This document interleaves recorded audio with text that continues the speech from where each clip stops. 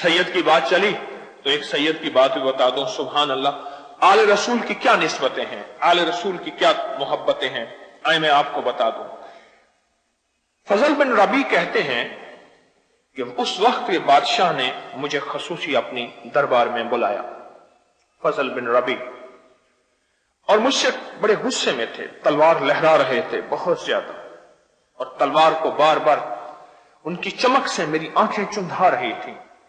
मुझसे कहने लगे, एक शख्स के बारे में हुक्म है, उसको अभी गिरफ्तार करके ले आओ, और अगर तू गिरफ्तार करके ना लाया तो यह तलवार तेरे ऊपर। मैंने पूछा वो कौन है? कहा तुम मूसा बिन जाफिर बिन अली बिन अल हुसैन बिन अली इब्न अबी तालिब को जानते हो, यानी इमाम मूसा काजिम को जानते हो? मैं जानता हूं। कहा उनको गिरफ्तार करके मेरे पास लाओ, और मैंने आज उनको सजा देनी है। और कोड़े मारने वालों और जल्लादों को बुला लिया कि तैयार रहो। ये कोड़े मारने वाले भी आ गए, जल्लाद भी आ गए। मैं हजरत इमाम मूसा काजिम के घर की तरफ रवाना हुआ। खजूरों के पत्ती बनी एक मामूली सी झोंपड़ी के दरवाजे पर पहुंचा। वहां आप रिहायश वजीर थे। एक हबशी गुलाम खड़ा था। मैंने उससे कहा, अपने मालिक से मिलने की इजाजत तलब करो। कहा, कोई इजाजत नहीं, आप आ जाएं।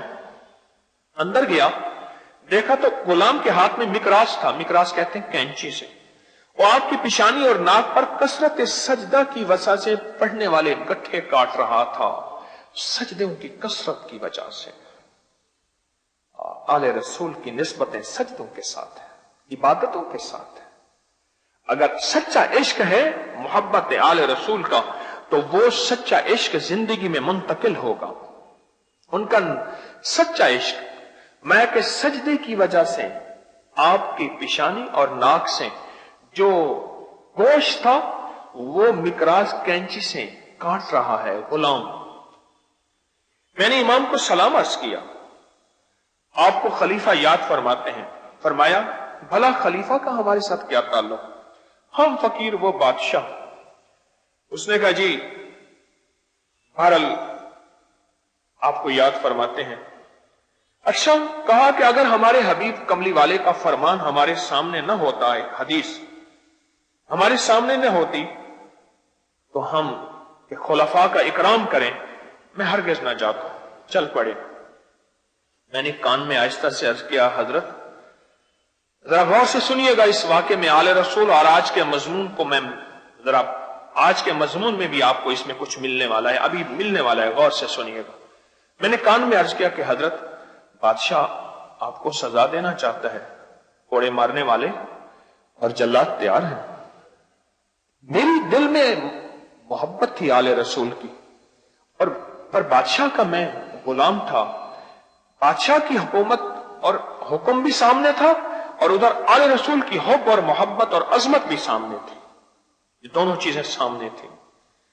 अच्छा, और मैं अपने आप को ज़हनी तौर पे तैयार कर लें कि आप सजा दिए जाएंगे। अच्छा, फरमाया, मेरा रब को वो नहीं जानता, दुनिया और आखिरत का मालिक है, और वो मुझे कोई सजा नहीं दे सकेगा। फजल बिन रबी कहते हैं, उन्होंने अपने हाथ को सर के इर्द गिर्द 3 मरतबा गश्त की। ये मेरी तरफ देखें, ऐसे हाथ को सर के इर्द गिर्द 3 दफा गश्त की, जैसे वारना नहीं कहते, वारना, हाथ को वारना, 3 दफा ऐसे गर्दिश दी,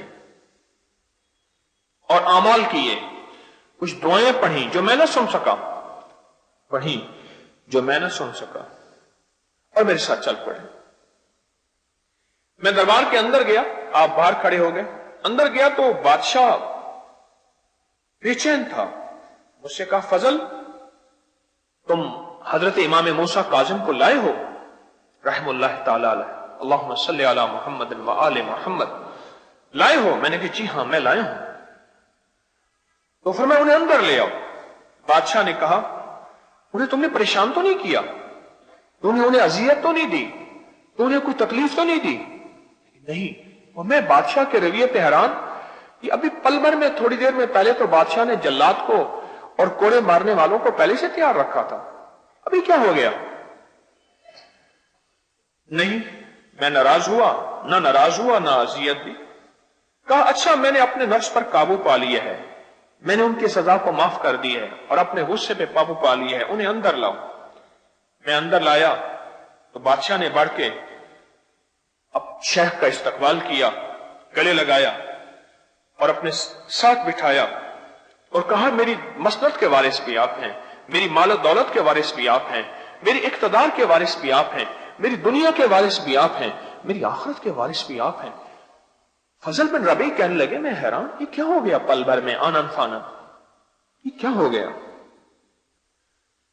تو کہا کہ پھر انہیں اپنی مسند میں بٹھایا، ملاقات ہوئی اور پھر آخر میں جاتے جاتے ایک قیمتی صندوقچہ لایا گیا۔ صندوقچہ لایا تو اس نے اپنے ہاتھ سے اسے امام کے حوالے کیا اور پوشاکیں دی، دینار سے بھری ہوئی تھیلیاں دی، اور امام نے فرمایا، شیخ نے فرمایا اگر اشراف نفس کے بغیر ہدیہ لینے کا حکم نہ ہوتا تو میں کبھی وصول نہ کرتا۔ اس میں بھی ایک بڑا راز ہے، یعنی وہ ہدیہ جس میں میرے اندر کی چاہت نہیں تھی، مجھے تو پتا تھا میں جا رہا ہوں، جلاد بھی انتظار میں ہے، کوڑے مارنے والا بھی انتظار میں ہے، میری توقع کے خلاف تھا کہ مجھے اتنا ہدیہ ملے گا۔ جو ہدیہ نفس کی طلب، اندر کی طلب کے بغیر ملے اسے کہتے ہیں اشراف نفس کے بغیر، جس میں نفس کا طمع نہیں تھا۔ مثلا آپ میرے پاس ہیں، میں پیر ہوں، میں کہوں یہ مرید میرے پاس آ رہا، مال لائے گا، ہدیہ لائے گا، چیزیں لائے گا۔ ایک درویش کے پاس ایک بندہ آیا، ہدیہ لے کے آیا، یہ واقعہ ذہن نشین رکھیے گا۔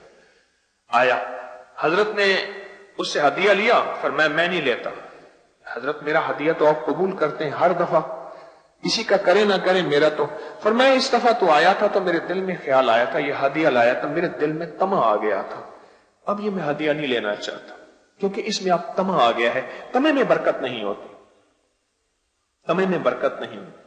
اچھا وہ چلا گیا، اچھا حضرت ٹھیک ہے میں واپس لے کے جا رہا ہوں، تھوڑی دیر کے بعد آیا، کہنے لگا اب قبول فرما لے، میں نے تو منع نہیں کیا، پر میں حضرت نے اب تو آپ نے ذہن میں کر لیا تھا نا کہ چلا گیا، اب تو وہ طمع چلا گیا۔ قبول کرانے والے جن کے اندر طلب ہوتی ہے، تڑپ ہوتی ہے، وہ اس طرح بھی قبول کرا لیتے ہیں اپنے ہدیے کو، اور قبول کرانے پہ سعادت سمجھتے ہیں۔ میں حضرت میرے جانے کے بعد تو آپ کے دل میں آ گیا، میں چلا گیا، بس چلا گیا، اب تو آپ کے اندر وہ طمع نہیں ہے نا، میں نہیں ہے، تو میں بسم اللہ قبول فرمائے، حضرت نے بھی قبول فرما لیا۔ تو حضرت شیخ امام موسیٰ کاظم نے فرمایا کہ اگر میرے اندر یہ اشراف نفس نہ ہوتا تو میں کبھی ہدیہ قبول نہ کرتا۔ ہدیہ قبول کیا، میں انہیں چھوڑنے گیا، پھر محل میں واپس آیا تو میں نے بادشاہ سے پوچھا کیا ہوا؟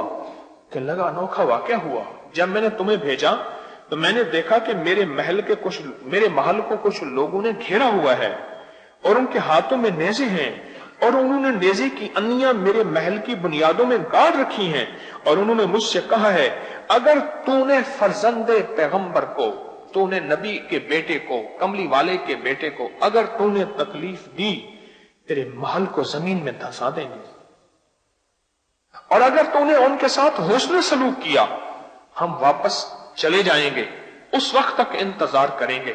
میں مجبور تھا ان کے ساتھ حسن سلوک کرنے میں۔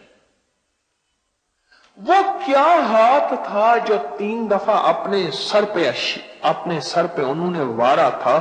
وہ یہی مسنون اعمال، یہی حفاظت والے اعمال، یہی اللہ کی ذات کے ساتھ تعلق، اور یہی دعائیں تھیں جن دعاؤں کی نسبت سے رب نے ان کی حفاظت کی تھی۔